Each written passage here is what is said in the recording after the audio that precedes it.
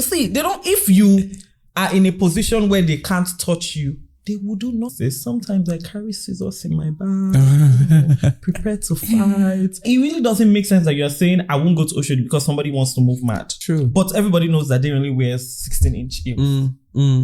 But they only could walk into any room and nobody would. So you need to understand that Nigerians, they don't have a problem with you. They're just sad and angry. Do you know how hard it is to live like that? Over 2 decades in Nigeria, in like very, very rugged places, so to say. And then you would see that you're just walking, you're on your own, you're not doing anything to anybody. Welcome to Full Spectrum Podcast powered by Ishrai. I am the key voice. In today's episode, we will be navigating living in Lagos as a non-binary person. That is living out loud. And to do justice to today's very topic, we have Dafe in the house. Lagos. The amount of times I've talked about myself is annoying. Anyways, my name is Dafe Omofo. I am a non-binary person living in Lagos, Nigeria. And I'm an independent filmmaker and also the head of content for Pride TV Africa, which is an online media advocacy group based here in Lagos, Nigeria. Okay. And what we basically do is we have an online community where we cater to queer people. Across the world. We connect people, we provide resources, things that are basically not there for queer people. We try to be as inclusive as possible. And, outside of all of that, I work very well in media. Over the past 2 years, I have been working in media as a TV host, red carpet, corporate events host. I've also done a little bit of film acting here and there. It's not really my thing, but then I like to explore. I've done that a bit too. But ultimately for me, the goal is I'm an independent filmmaker right now. So basically I make films. So the goal for me is to continue to do that and maybe expand a little bit more. But representation is a big deal for me. So I always try to be as authentic as possible. So everybody knows that, this is who I am and I'm staying true to myself. And I'm really excited that we're having this conversation today. Yeah. Thank you so much, Dafe. Okay, so let's establish one thing. Yeah, we hear non-binary and then people might not even understand what non-binary is. So who is a non-binary person? First of all, Google is your friend. And secondly, we shouldn't be schooling people. Okay, I didn't expect that. We shouldn't be schooling people in 2024. But I'm going to say this. In as much as we have the conversation around sexuality all the time, sexuality and gender identity, they are two different. Your law is about, it doesn't apply to me. Anyways. So a non-binary person essentially is somebody that just wants to be them. Just wants to be who they are, doesn't fit into a box and doesn't want to be in a box necessarily. And then, that's just what it is. So it's not attributed to masculine energy, feminine energy. It's just there. Yeah. People, when you say as a non-binary person and you do want to introduce yourself and you say, I'd prefer to be addressed as they or them. And they'll be like, how many are you? Yeah, we get to experience a lot of all of those things, but I think it should come to a point where people begin to understand that it is not because we just want to be addressed as they or them. It is that this is who we are and we like to be addressed that way. So let's talk about navigating the struggles in Lagos, especially as a non-binary person, that maybe coming out with how you dress, how you speak. Growing up, there was a term for non-binary person, but it was like, it was very much under wraps. Yes. And then they would always call that person woman rapper. Yeah. I know a lot of times that people had called me woman rapper, and I'm like, is it that I'm tying rapper everywhere and all of those things? But it happens. But right now, we're seeing a lot of it. They might not even call you woman rapper and all of those things, but they're coming out and then saying that, why are you behaving like a girl? Why are you walking this way? Why are you dressing this way? So how does it feel, navigating all of this stigma and discrimination as a non-binary person living in Lagos, Nigeria? In Nigeria, the problem that we have is that we don't do enough research. Right? And for me, that's a problem. Okay. Because not every non-binary person outside wants to be referred to as they, them. You know, people have, you know, the regular she pronoun. Yeah. And they still identify as non-binary. It doesn't matter, we have genderqueer as well. True. It really doesn't matter, you know, how you say it. What matters is, you know, I'm a person. I don't interact with the entire 200 million people in Nigeria. I interact with my circle of people that I require certain services from. And I tell you, this is how I want to be addressed. You will not die. You actually will not die. We're literally going to interact for, like, let's say we're on a project together for a couple of days. Or you're going to work 8 hours in a day. True. You will not die. The least you can do is call me my name. Right. But what I'm still saying in essence is, even people that, you would find out that even people that want to be referred to as they, them, they still have a level of grace that they attach to it. On my Instagram bio, it literally says there, they, them. Everybody can see it, including my family, but I still give like a lot of grace because I'm not expecting you to call me they, them all the time. I mean, sometimes because we're essentially new to it as Nigerians, we even you that I forget. You might even forget that. True. Yeah, true. Like literally, if you're living as a non-binary person, you've experienced this before. So you're like, okay, we'll give a lot of grace, but it will get to a certain point where you've lived your life to a point where you just, this is who you are. And then you're more aggressive with being addressed as, you know, what you want to be addressed as. But ultimately, it's not as bad as you guys make it seem. That's just it. And coming to the conversation about living as a non-binary person in Lagos, Nigeria, how do I navigate the experience? Yeah. If you are an effeminate man that grew up in a Nigerian household, you are obviously familiar with the phrase woman rapper. True. I mean, everybody says that. But then it now gets a little bit more serious when you're on your own, you know, out in the street and somebody's harassing you because it just doesn't sit well with them the way you are, the way you present yourself. Yeah. And there's something about me. I'm very particular about certain situations. I like to withdraw from certain things. True. And I'm very, very, I'm sort of like this with my life. Like whenever I go to work in the morning, you'd see me with my AirPods, glasses. I'm not talking to anybody. You call me 5 times. I'm not answering. Because I've experienced this too much to fall bait, to be bait for your nonsense, to be bait for your rubbish. True. So I think for me, ultimately, and this is no way to live, guys. It's no way to live. But ultimately, I've tried to manage it. We shouldn't be doing that. But then I've tried to. Because you would go to places like, in Nigeria, places like Oshodi, the like very, very rugged places, so to say. And then you would see that you're just walking, you're on your own, you're not doing anything to anybody. Somebody's harassing you. True. And you can't tell me that you can avoid that. What if you have to do something in Oshodi? Like what if, and again, it really doesn't make sense that you're saying, I won't go to Oshodi because somebody wants to move mad. Do you understand what I mean? So first of all, I think we should all have our defenses. Sometimes I carry scissors in my bag, prepared to fight. But that aside, I just think that I found a way to manage it. Really. And I come from a place of love, guys. I'm loved at home. My family, they love me. You know, so I come from a place of love. And that's enough to know that when you're outside and something like that happens, to know that if you call your family and say, hey, I was harassed because of who I am, because I was walking. It doesn't matter how I was walking. Because I wore certain clothes. It doesn't matter what I was wearing. The fact that I can say that to my family and they would be like, oh, let's go and find that person. Do you understand what I mean? Let's go and find that person. It's enough for me to understand how to manage that. But ultimately, I think I've never put my family in that kind of situation before. So ultimately for me, I just try to handle situations myself. And I mean, recently, like even this year, knowing that we're in 2024 and the world has progressed a bit, there's been like a couple of times this year that I've been harassed, you know, outside. But ultimately, I handled it very well. So great.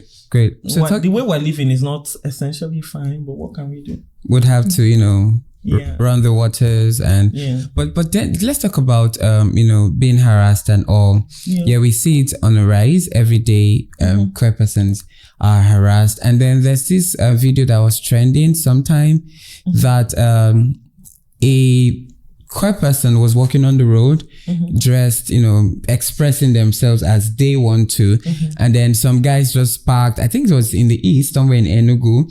Some guys just parked and then they were like, enter into this keke. And the guy was that, I love the confidence because it was out there. I'm not following you. Who are you? I'm not going to enter into this keke. You get. And then, but the funny thing is that a lot of persons were passing on that road and they didn't even do anything. Yeah. You get. They didn't even do, okay, what if it was a kidnap?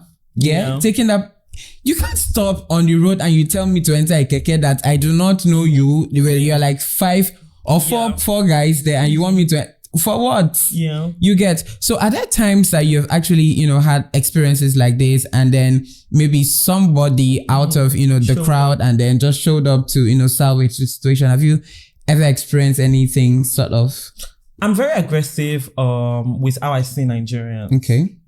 See, we could all argue that life is not black and white, there are other colors. But once I see a middle-aged patriarchal Nigerian man, a Nigerian man or a Nigerian person that is not, openly queer, or a Nigerian person that is homophobic, so to say, or just a regular Nigerian person, I see everybody the same way. Because many times that things like this have happened, you sat by, watched, didn't do anything, and it's not even about the queer community alone. Girls are being raped. True. You are helping them cover it up. I don't. So recently, and I like what you asked. I think 2 weeks ago, I was on my way to work and then I was carpooling with my colleagues. So I had to meet them at the bus stop because we had flooding in my area. I live on the island, guys. It's very crazy. Yeah. So I was going to the bus stop and I remember I was walking, I had my AirPods on. And then, some guys were just regular guys, those guys that don't have jobs. Yeah, it was true. Monday morning, guys. They were just there. And then I was walking and they kept on like calling me and then saying different things. And I remember there was a man in front that said, leave him now. And the man wanted to look at me and try to be familiar. I looked at him and I'm like, do you want a trophy? Do you literally want me to give you an award for doing that, for being a person? Oh, will you shift and go one side? I'll just join you with the guy because I didn't answer. And I literally asked him, it's not like I'm not saying don't defend me, but when you defend me and then you're trying to be entitled, I would defend your daughters outside. True. I would fight for people that I don't know outside. And I'm not expecting a trophy because you know what? People need to be saved. People need to, bad things happen every time. So if you claim that you're a good person and you want to leave a mark on the earth or you want to do something good, don't expect something in return. Why are you expecting me to be smiling with you because you stopped one foolish boy? True. Yes, you're as well foolish. I'm sorry. You're foolish too. Because you literally said that you were walking by. What if he had touched me? You go run. You won't stay. But essentially, these things are things that we should be having conversations about. You can't see somebody catcalling me on the road for literally not doing anything and you're saying, and he was saying, leave him in the most passive way. Okay. You should be aggressive too. Let him know that what he's doing is wrong. Why are you telling him, leave him you are begging him to leave me alone? Leave him. How now? Why are you begging him to leave me alone? Did I do anything? True. And what made you think that I cannot defend myself? But please defend people outside. It's very good. It's a good thing to do. But anyways, I think essentially for me, as I said before, I'm very aggressive towards how I view Nigerians because even online, you see these patriarchal views and you think that this person has people in their house. This person has girls in their house, probably has sisters. And you're so angry to the point that people are standing on opinions that should not even fly. True. So I'm thinking, I'm very aggressive towards Nigerians in general.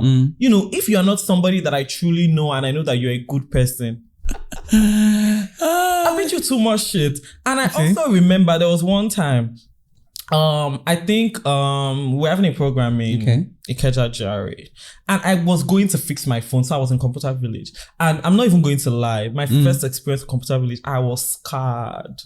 I was scared. No, nothing happened to me, but I was scared. People pulled out guns on me. But I come from a very strong place. You can't try me. But anyways, that was my first time back in Computer Village, since that stuff happened. And it was a couple of years in. So I was walking. And then while I had my air, because I have full air, mine is really full. I had it packed into 4 bonds. I was just walking. I was walking. And then somebody called me and said, literally, somebody called and said, our number one, they call you. Immediately said that. I looked behind and I was like, oh my goodness, should I run away? Then he said it again, our number one, they call. And I'm like, can't you see that this place is a market? Are you sick? This is a market where people come and buy phones and repair phones. What do you mean your number one? Is your number one sick? Who are you? Number one is not scared of God. You are proclaiming yourself as number one. Number one, how? Then there was one man right in front that was saying, then he was telling me, you self go or something, or hide your phone, because I was on a call. It was like, you self. I literally looked at him, are you sick? Okay. If you've decided to settle and live a very, very stupid life, I'm sorry, it's none of my business. Why are you telling me to, why are you telling me to adjust because somebody decided to move mad? Do you know how many more people they would have catcalled like that here today? True. That's that's a very silly thing to do. So my outlook at the way, people can show up and defend you outside is very, very different. Okay. But here's another example of a time where it was very helpful.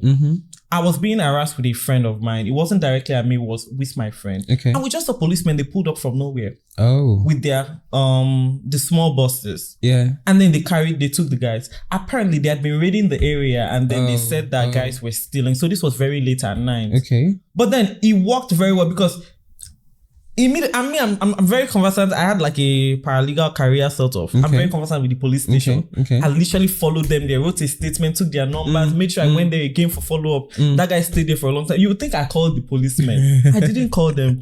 But everybody thought I called them. So like in a situation like that where, police would just show up and, because it was in the middle of an harassment. They were going to like fight with my friend and whatnot. And we couldn't do so much because at the time I had my phones with me, I had stuff with me. Okay. Everybody. And they were like, I think 8 or 9 of them. Okay. And other people that were supporting them essentially. So it literally, the policemen just came. They just showed up from nowhere with guns and then the small bus and they took the guys. So in a situation like that, yes, I've had like times where people would, defend me, but it's not something I expect most times. I'm prepared to defend myself. For those who might not know what keto is when you adopt somebody, keep the person hostage, take money from the person. Most people even go as far as raping the person, in fact, gang raping the person. You get, and this happens a lot of times in the community, and most people are even paying deaf ears, especially the law enforcement agencies are paying deaf ears to it because they would always also want to bring out the facts that okay, this person is gay or is queer. That is why all of these things are happening, but they underscore that we need to also look at that this person has been violated. Their right has been violated. So in a case where somebody is ketoed, now most persons would also, after all of this experience, would want to withdraw and not even take the case further. Yeah. So do you think it's essential that after I've gone through all of this, I should withdraw, let the person who did that just walk away and go free? So the justice system in Nigeria is very fucked. In our, like when we're doing report or when you're reading a report for how many they say 7 in 10 women have been harassed and whatnot, you would be shocked that the person sitting next to you in a public bus was the one that harassed somebody. People are walking free. Most of us come from families where they would cover up situations like that because of the society is our problem. But then that aside, we come from, so the justice system in Nigeria is very messy. True. So I wouldn't blame somebody for getting to the point where they now say they want to withdraw and not even fight it anymore. But my problem is with queer people that would say that I've never been ketoed. So it's none of my business. You will be ketoed. You are going to be ketoed. You will essentially be, in fact, you will be ketoed because it's your business. It's your business. True. Somebody out there is experiencing something based off of something that you both share, which means that there's a 50, 60, 70% chance that you would also experience the same thing. Do you know how hard it is to live like that?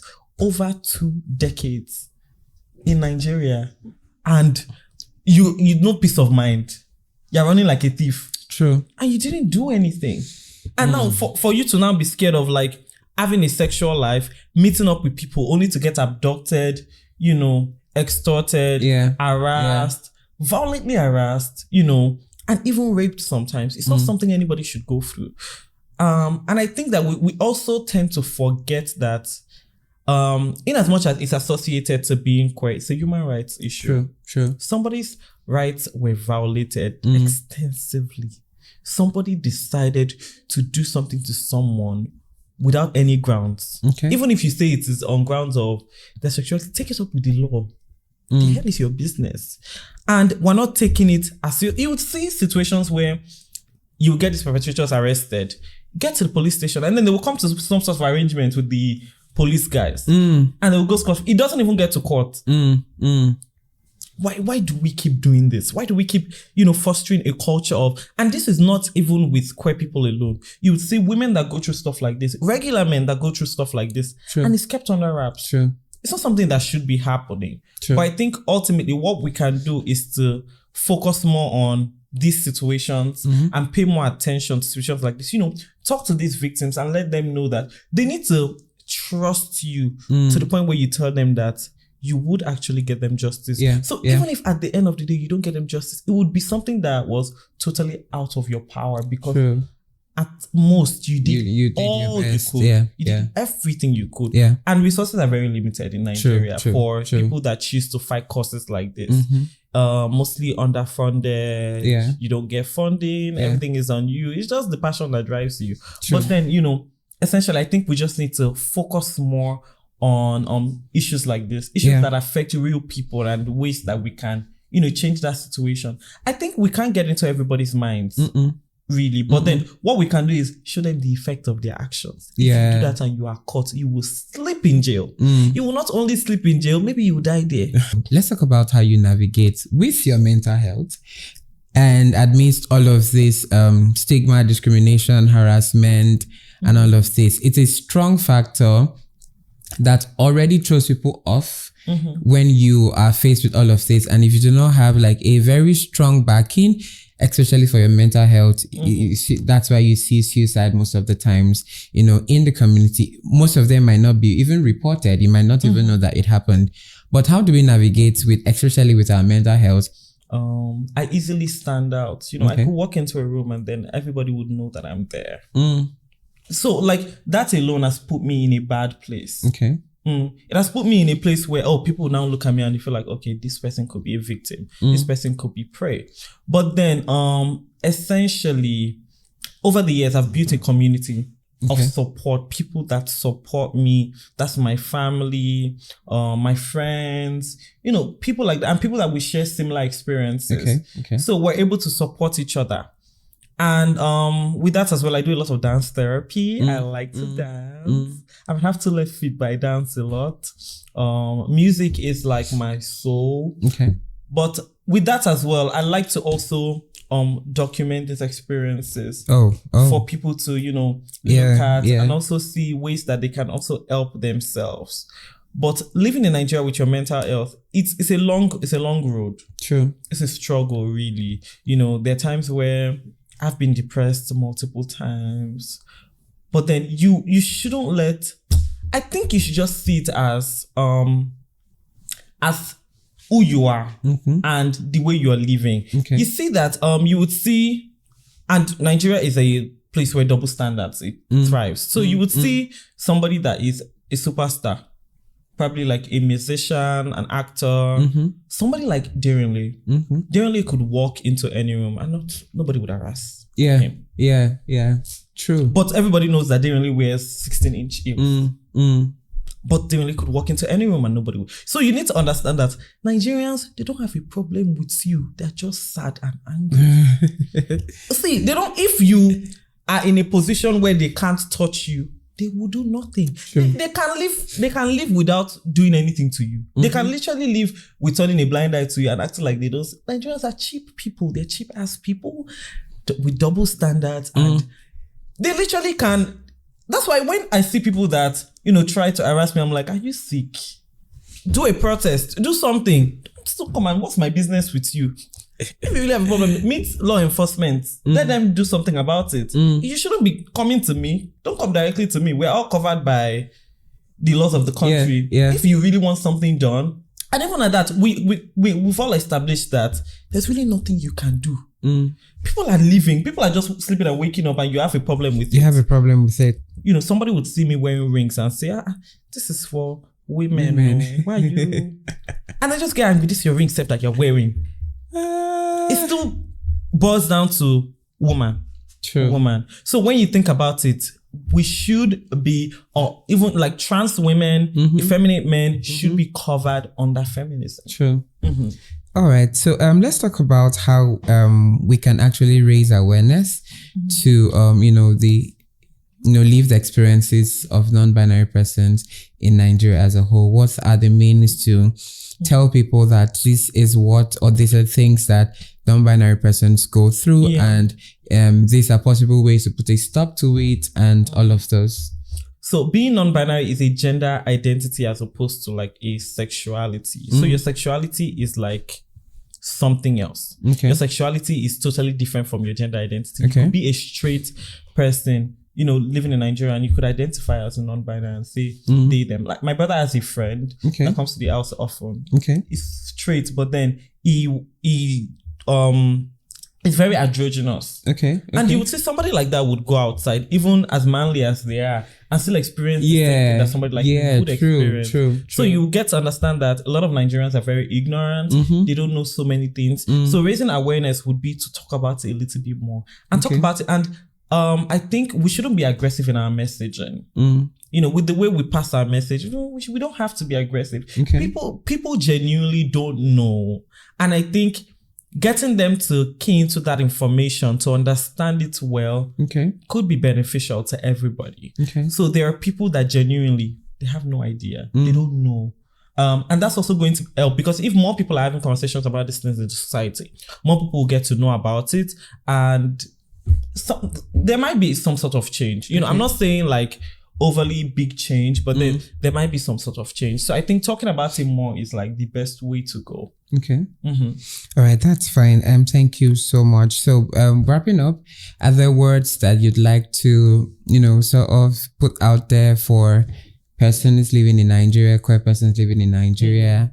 It could be security tips, it could be, you know, motivational tips and all of that.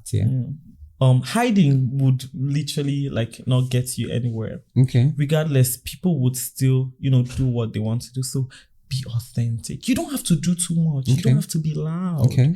I have masculine and feminine energy. You can see that some parts of my beards are out. Okay. I'm wearing a hoodie. I'm just, you know, sometimes I just want to be this way. Sometimes I really, really want to be flamboyant and wear a crop top. Okay. Although I can't. But then sometimes I want to, you know, in situations like that, you would make sure that you're not in spaces you're in very comfortable spaces. Okay. But essentially what I want to say is you don't have to do too much to be your authentic self. You know, just find parts of you that resonates with you, that you're very comfortable with, and then just be authentic, be you. Okay. I think the more that, and also look at people that are being the authentic self in Nigeria. Look at them and just see how much like they're inspiring other people to show up and do something. And you know, you living your authentic self could bring more change than me even sitting here talking about all of this. Because, you know, more people will get to see you, and more people will be more relaxed around you. You'll get to understand, you know, what you're about. So my advice would be, always, you don't have to do so much. I keep on saying that, you know, be careful, you know, stay out of places that would endanger you, but essentially try, like, even if it's as small as going to work, be yourself, you know, just do you at the end of the day, and be authentically you, and also stay very happy, because they will try to take away your happiness. Don't allow it. Okay, thank you so much, Dafe. So this is a quick one. Me. Between 1 and 2, choose a number. Between 1 and 2, okay. It has to be 2. Why 2? I don't know. 1 is very, has to be 2. You would think that the first question is very, very well thought out. Okay. And the second one is just, I'm just show you that. Okay, so the 2, yeah? So in all of the alphabets, yeah? Which is the coolest? Which is the coolest? Let me think. I mean, queer. I'm sorry. I made a very, very political answer. Nobody should come for me. It has to be Q. Oh, okay. Okay. I'm glad I picked 2. It's the easy way out. You failed it. I did. Yes, you Which did. is the coolest? It's not a personal opinion. No. Which do you think is the coolest? I should tell you what the coolest is. Yeah. Okay. So between all of the alphabets, the coolest is B because it's between AC. It's between AC. I'm not understanding. AC, air condition. AC. Oh, okay. No. I still think the Q is the coolest. That's what I think. That's why I think nobody can change that. All right. Thank you so much, Dafe. It's wonderful having you here, and it's really been insightful. Wonderful talking to you, being here. Sorry. Thank you. Thank you so much. I had a great conversation. Thank you. Thank you. Thank you, Dafe, for being with us. We've been able to establish a lot of things about non-binary persons living in Nigeria, how they represent, how they should be addressed, how to tackle issues, that has to do with non-binary persons and LGBTQ+ persons in, at extension in Nigeria. And Dafe has been able to bring in personality to it, has been able to bring humor to it. And all of these put together, I'm sure that you're able to learn, unlearn, and relearn. Thank you so much for being there for us. To all our subscribers and those who are yet to subscribe, please do well to hit the subscribe button and follow all of our social media pages as displayed on the screen. Full Spectrum will be back again with other enticing and interesting topics that has to do with the LGBTQ+ community living in Nigeria. Till then, see you next time.